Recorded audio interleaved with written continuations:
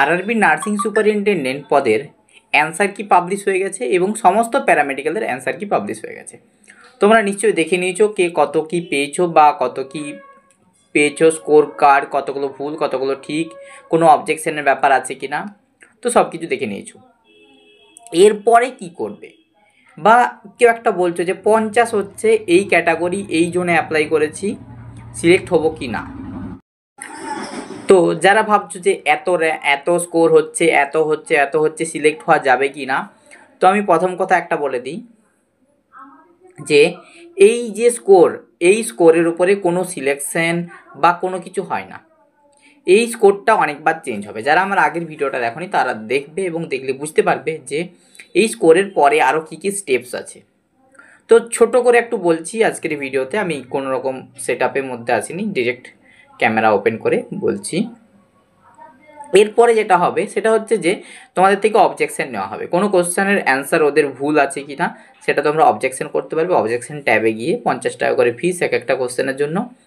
Objection করলে কোনো কিছুরও number কমে না, তবে কেউ একটা অবজেকশন করলো এবং সেটাতে ধরো তুমি যে 2 নাম্বার অপশানটা চুজ করেছিলে এবং তারা বললো যে 2 নাম্বার অপশানটা ভুল উত্তর দেওয়া আছে, 3 নাম্বারটা হবে, তখন কিন্তু তোমাদের মার্কস কমতে পারে, ঠিক আছে।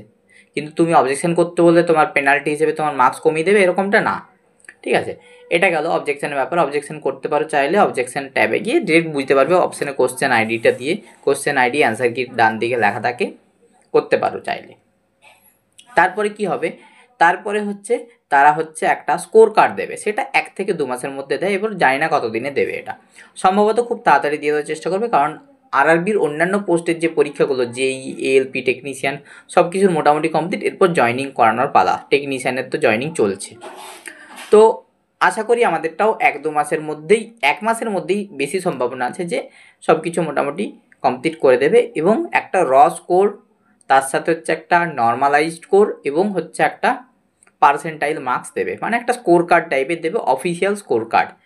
তোমরা যারা এখন স্কোর কার্ড দেখতে চাও সেটা তোমরা দেখতে পারবে, আমি আগের ভিডিওতে বলেছিলাম, ভিডিওটা দেখবে তাহলে বুঝতে পারবে। তো ওই অফিসিয়াল স্কোর কার্ড দেওয়ার পরে তোমাদেরকে তারপরে আবার রেজাল্ট দেয় যে কারা কারা সিলেক্ট হলো, ঠিক আছে, কারা কারা সিলেক্ট হলো। তারপরে ডকুমেন্ট ভেরিফিকেশনের জন্য ডাকে, মেডিকেল হয়, তারপরে অ্যাপয়েন্টমেন্ট হিসেবে জয়নিং হয়।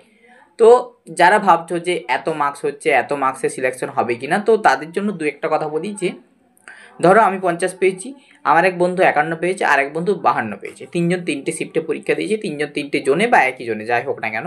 তো বলে দিচ্ছি, নর্মালাইজেশন হচ্ছে এমন একটা জিনিস যেখানে মার্কস সবার মার্কস বাড়ে, এরপর কারো কম বাড়বে, কারো বেশি বাড়বে এবং কারো আরও বেশি বাড়বে। এটা একটা কমপ্লেক্স প্রসেস। নর্মালাইজেশন জিনিসটা অনেক একটা বড় জিনিস, অনেক ক্যালকুলেশনের ব্যাপার। সেটা আরআরবি করে, একমাত্র আরআরবি জানে যে কীভাবে করে, অনেক বড় প্রসেস। তোমরা চাইলে ইউটিউবে সার্চ করতে পারো, কিন্তু যেগুলো সার্চ করলে পাবে 90% উল্টোপাল্টা পাবে, 2-1টা জায়গাতে ভালো পাবে, সেটা আমি আমার টেলিগ্রাম গ্রুপে শেয়ার করে দেবো যে নর্মালাইজেশনের আসল প্রসেসটা কী। নর্মালাইজেশনের ওপরে তোমাদের কোনো হাত নেই, যা হওয়ার হয়ে গেছে, পরীক্ষা চুকে গেছে। তো যারা ভাবছো যে 40 পেয়েছি, 45 পেয়েছি, 42 পেয়েছি, তাদের এখনই ডিপ্রেসড হওয়ার কোনো ব্যাপার নেই, কারণ নর্মালাইজেশন একটা এমন জিনিস যেখানে একজনের এই বছর শিলিগুড়ি জোনে 40 নাম্বার বেড়েছিল, সে পেয়েছিল 53 নাম্বার এবং নর্মালাইজেশন হয়ে তার নাম্বার হয়েছিল 93 পার্সেন্টাইল, 93 মানে 93 হয়েছিল, 40 বেড়েছিল এবং তার পার্সেন্টাইল হয়েছিল 100 পার্সেন্টাইল।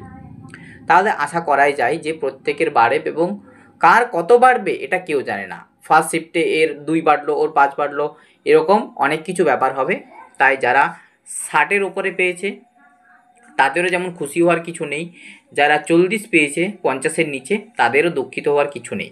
নর্মালাইজেশন হবে, নর্মালাইজেশনের পরে যে স্কোরটা পাওয়া যাবে তারপরে খুশি হও বা দুঃখিত হও, সেটা আলাদা ব্যাপার, তখন হওয়ার। এই মার্কসটার উপরে কিন্তু না, সব কিছু ডিপেন্ড করে না, কিন্তু তাও বোঝা যায় যে একটা যে কতটা কি হলে কি হবে।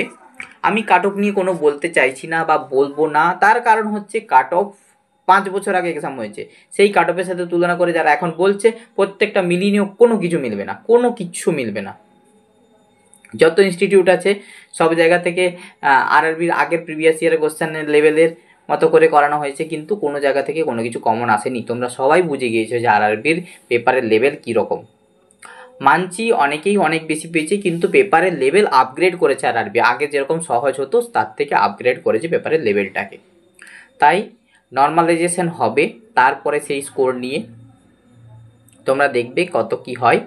ঠিক আছে, এখনই কোনো কিছু ভাবার দরকার নেই, এখন ওয়েট করতে থাকো, বা ওয়েট ঠিক না, পড়তে থাকো। এটা যখন যা হবে পরপর পড়তে থাকবে, ঠিক আছে। আর সব কিছু আপডেটস আমার চ্যানেলে পেয়ে যাবে।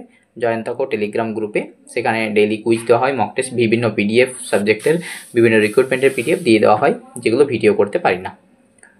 তো ভালো থেকো, সুস্থ থেকো, দেখা হচ্ছে নতুন এক ভিডিওতে।